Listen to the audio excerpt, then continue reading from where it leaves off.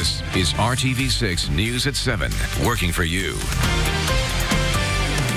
Now at 7, a Storm Team 6 alert. Something quite spooky this Halloween. If even a little snow sends chills down your spine. The first snow of the season fell today, just enough to let us know winter is approaching.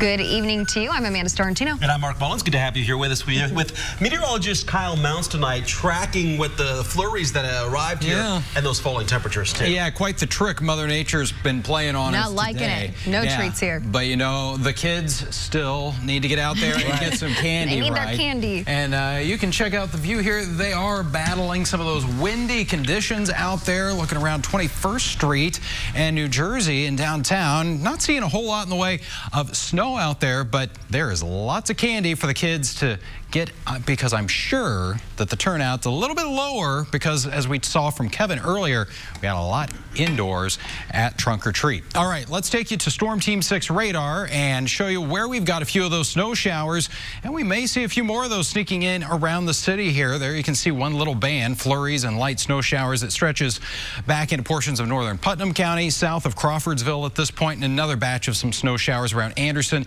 and Marion, where they're actually pushing trick-or-treating back to tomorrow. I think we'll have some better weather as far as a lack of any snow out there, but we are going to still have the chilly temperatures around. As we go through this evening, the snow will come to an end, but there's that view of downtown where we've got the snow flurries flying. 32 degrees right now in Indy, 33 in Bloomington, and there are those wind gusts still out of the west, around 40 miles per hour. They will gradually start to taper back here as we go through this evening. Temperatures holding pretty steady in the lower 30s. A student is expelled from school for having a vaping-related illness. The boy's family says he reached out to the school for help, but now they're punishing him for it. RTV6's Stephanie Wade is in Spencer tonight with the school's response. The boy's family feels this is not right. The student tells me he went to a school nurse here at Owen Valley High School thinking he was having a bad reaction to vaping. Turns out he was. He went to the hospital to be treated, and now he's being expelled for it. September 30th, Keegan Hauk felt dizzy, his vision blurry after smoking from a friend's vape in the school restroom. Worried something was really wrong, he went to the school nurse and told her what happened. He was diagnosed with pneumatitis, lung inflammation caused by vaping. But his parents were shocked when the school decided to suspend him from school indefinitely. Keegan says he didn't know what was in his friend's vape, but according to the school district, it tested positive for THC oil. How are we supposed to, tell our children, if you have a medical problem, even if it is smoking a vape in school, and I understand that he, did wrong by doing that, but we're teaching them, don't go to the school, officials, don't go to the nurse, because you could get in trouble. The Spencer Owen Community School Superintendent says they can't comment on specific cases with students, but says they do have rules that specifically address possession or use of tobacco products, including vapes that lead to expulsion. His family has written an appeal letter and is hoping the school will reconsider. Working for you, Stephanie Wade, RTV6. A major Halloween drug sweep in Johnson County. More than 24 people arrested in a sting dubbed Operation Hocus Pocus. Warrants were issued for 33 people, and 22 had been arrested as of this afternoon. The majority of felony charges are for dealing methamphetamine, while there are also 8 charges for dealing heroin. The sweep began at 6 this morning and involved multiple agencies. Today's sweep came nearly a year after more than 100 people were charged in Johnson County for dealing meth and other drugs. An Indianapolis man convicted of shooting and killing 2 people outside an East Side bar will likely spend the rest of his life in prison. A Marion County judge sentenced Jarek Whitley to 119 years behind bars for the deaths of Darren Gray and James Ratcliffe, along with the attempted murder of a security guard.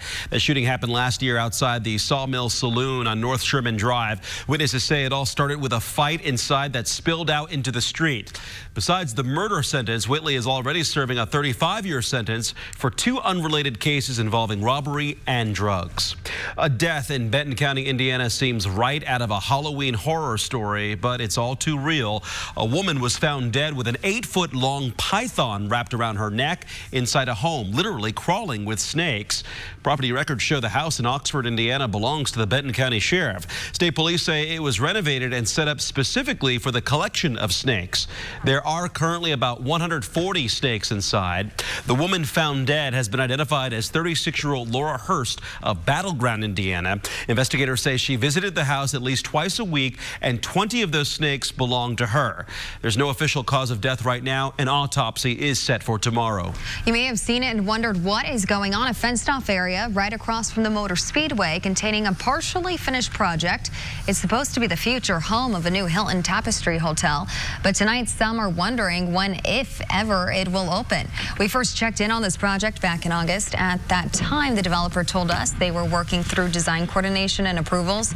Drew Loftus of Loftus Robinson said full construction will be underway soon, but 2 months later, still no progress.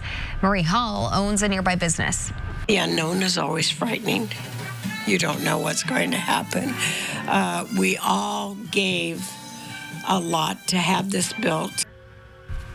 Marie thinks the loss of parking due to this new construction has actually hurt her and other businesses on Main Street. Now she's just hoping for some answers soon. Speedway town leaders tell us they have reached out to Loftus Robinson about the work stoppage to see if there's anything they can do to help get the project going again, but so far they have not heard back.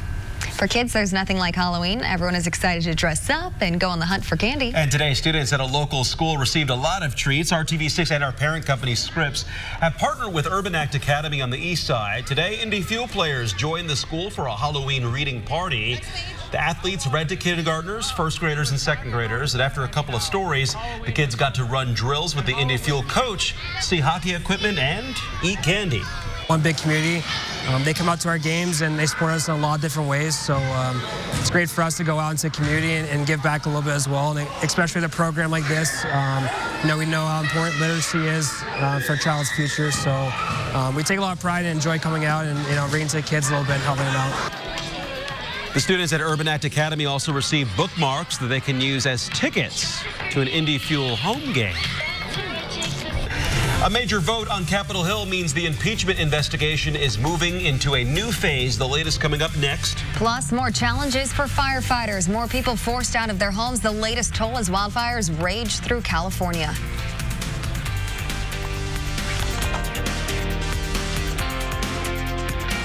Only on RTV6 News.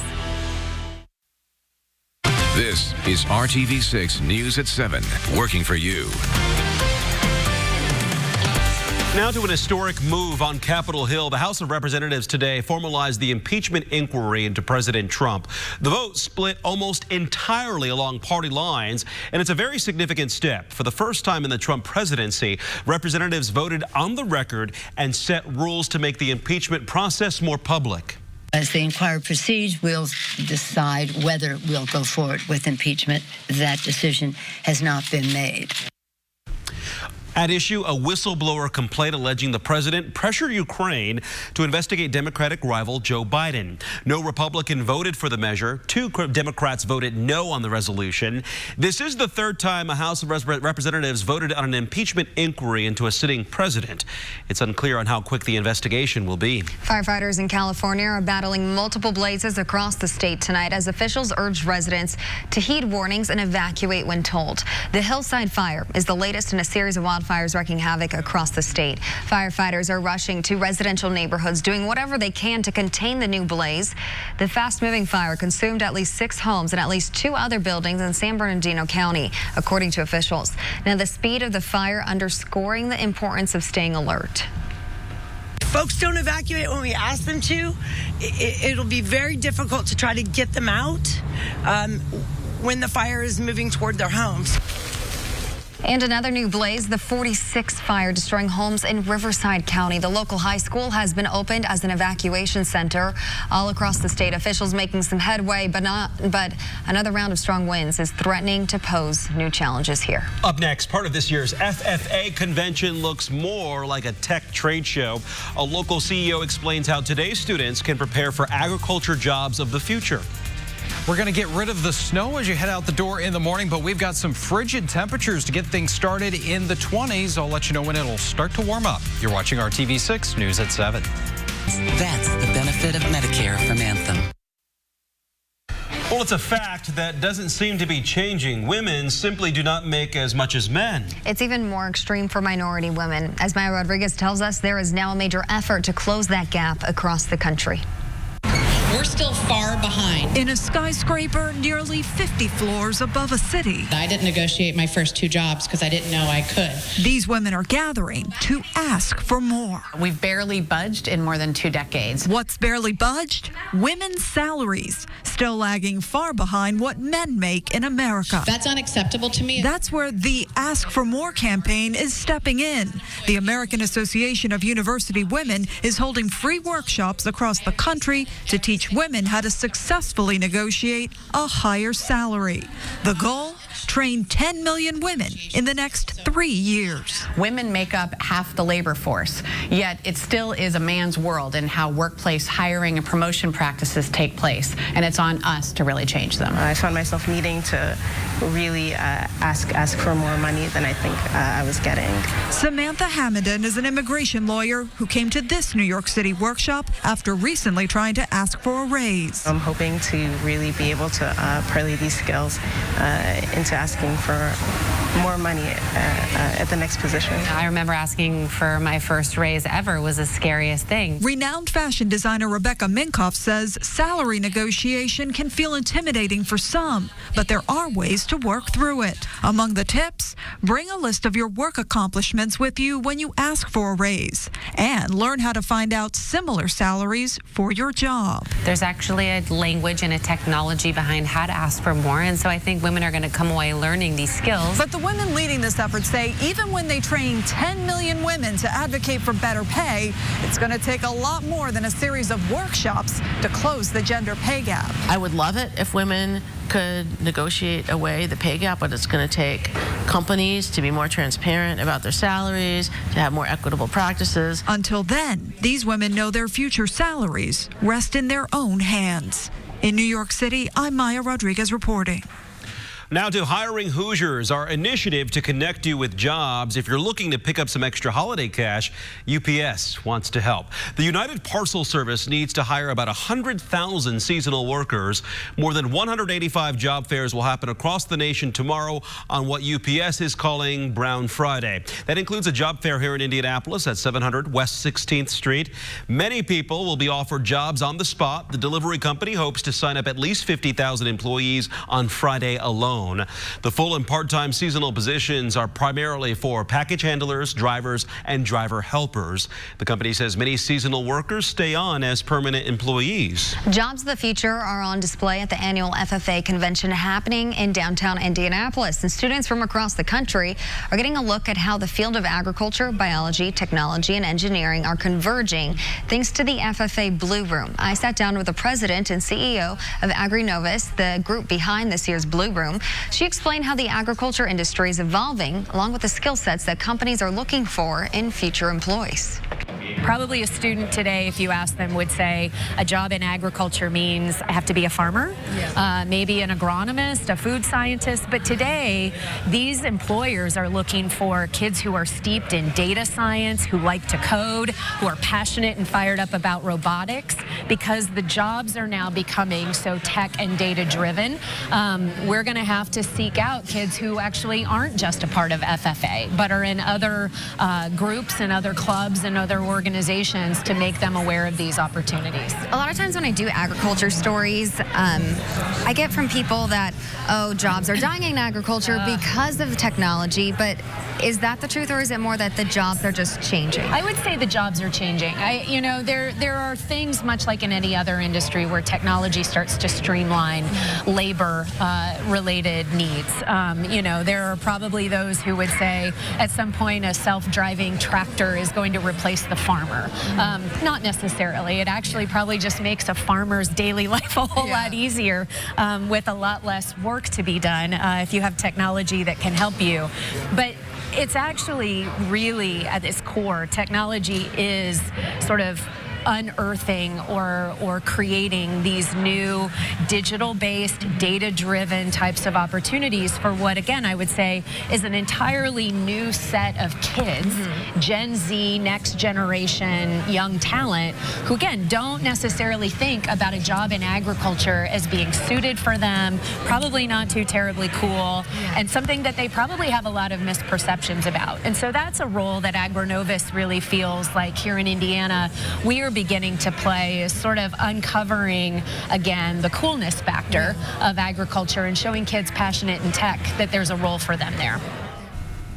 Well, you can watch the full conversation with Beth and learn more about the FFA Blue Room at hiringhoosiers.com. Kyle.